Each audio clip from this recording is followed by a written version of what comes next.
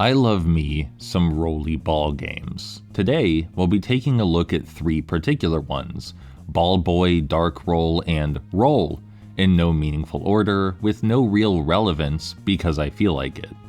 I find this genre highly enjoyable to discuss, so I likewise hope you find enjoyment in my semi-coherent, sometimes poetic ramblings. Let's get started. BallBoi is a game with perhaps the jitteriest, wildest ball movement and physics.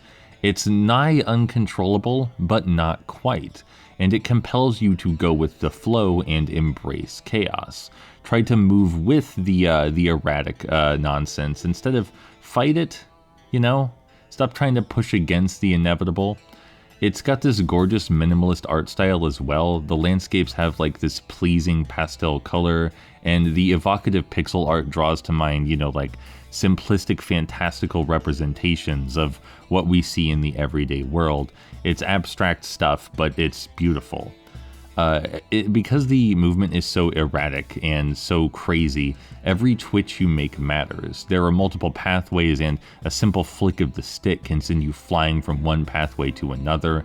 The level design and unique geometry are also built around the insane movement, so it's not as though like the movement is working against itself as it was in something like fast rolling. The game is built to be this wild. There's nothing else quite like BallBoi, really. It's bombastic, it's loud in all the ways something can be bombastic and loud, and I love it. It's quite enjoyable to experience as a piece of art.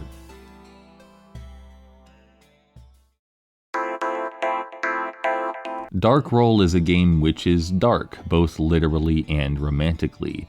It has this thick, foreboding, hollow, industrial atmosphere, which largely is because the game takes place in caverns and factories and other surreal recreations of familiar landscapes, which none of us think are particularly bright or pleasant, but are so evocative. The jumping is very deliberately floaty in this game, and this is more at its core a platformer collectathon than it is a traditional rolly ball game. It consists almost entirely of simple pathfinding and movement puzzles, wherein the goal is to read the environment, then cleverly pathfind your way to the goal, and that's it. Really, the whole thing is simple pathfinding and movement puzzles, and there's not really anything wrong with that. The game is a little bit jank, there are some bugs here and there, it's possible to get -1 gems, the movement can be quite buggy. It's obvious why it's free, but that doesn't make it bad. The worst thing in the game is definitely, by far, the poorly conceived bosses, which go on far too long and are far too repetitive. It seriously detracts from the game's charm, but otherwise, yeah, I recommend looking at it.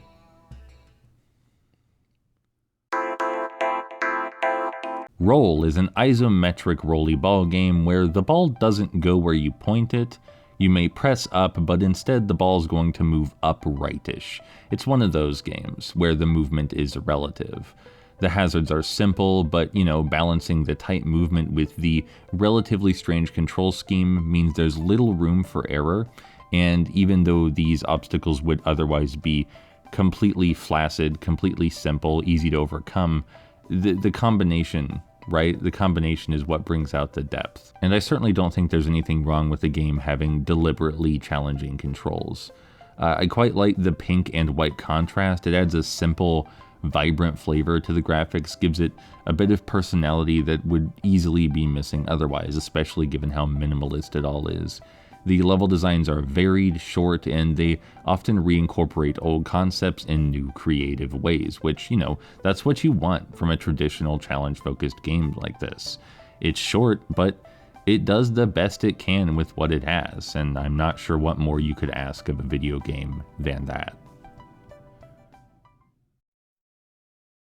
This time around, I feel like the games were more experimental, and that's probably because they were a bit cheaper. Some of them were even free, so they feel more free to experiment because they're not charging nearly as much money for a product that most people would consider polished.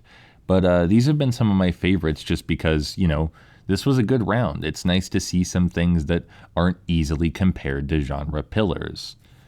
And with that out of the way, I want to thank the lovely people who are supporting me on Patreon and through YouTube memberships. Just a reminder, if you pledge to my Patreon, you will also be able to make requests for media, and I will make videos based on the media you request. A very special thank you to the following lovely patrons: Ipompus, Anonymous, Jay, Marth Sinclair, The Roses, Sam Anderson, Some Call Me Anto, Wapoza, Mint Horse, Mike Hansen, Kay Storkson, Zuzu, Igor Oliveira, Hawthorne Bunny, and Folly Boyo. Thank you all so much for your time and thoughts, and I'll talk to you in the next video.